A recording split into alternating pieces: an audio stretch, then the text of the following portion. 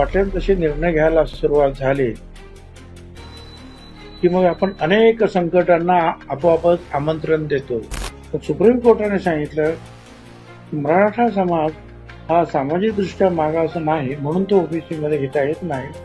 हे त्या मंत्र्यांनी ठरवलं, मुख्यमंत्र्यांनी ठरवलं.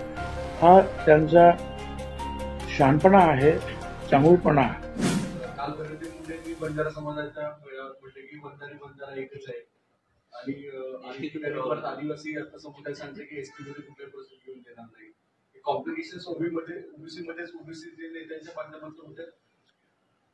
असं आहे की मी याच्यावर जास्त भाष्य करणार नाही, परंतु एकदा हैदराबाद गॅझेट याप्रमाणे वाटेल तसे निर्णय घ्यायला सुरुवात झाली की मग आपण अनेक संकटांना आपोआपच आमंत्रण देतो. अनेक प्रश्न जे उपस्थित होतात हा त्याचा अर्थ आहे.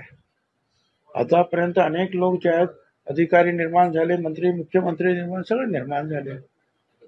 काय सुप्रीम कोर्टाने सांगितलं की मराठा समाज हा सामाजिकदृष्ट्या मागास नाही म्हणून तो ओबीसी मध्ये घेता येत नाही. हे त्या मंत्र्यांनी ठरवलं, मुख्यमंत्र्यांनी ठरवलं. हा त्यांचा शहाणपणा आहे, चांगुलपणा आहे. आज त्यांनी केलं नाही, त्याच्यामुळे हे प्रश्न आले नव्हते. आता ज्या प्रश्न मी तर म्हणा ज्या पद्धतीनं दबाव निर्माण झाला आणि दक्षिण मुंबई बंद करण्यात झाली 3-4 दिवस, त्यापोटी जे काही निर्माण झालं त्याला आता हे ऑफशूट्स आता वेगवेगळे निघतील, वेगवेगळ्या त्या गोष्टी आता फुटतील. काय दाखले जे दाखवले त्या नोंदी अलीकडे झालेले असं तुमचं म्हणणं आहे.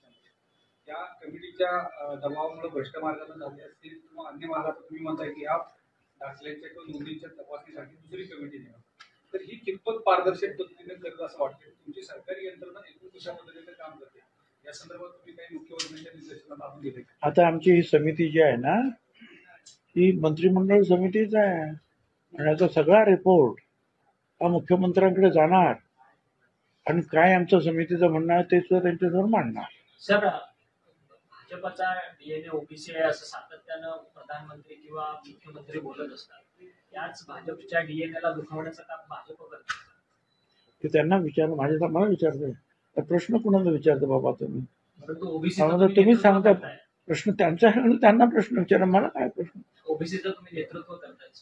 अरे पण मी ओबीसीचा आहे तर मी ओबीसीचं सांगतोय.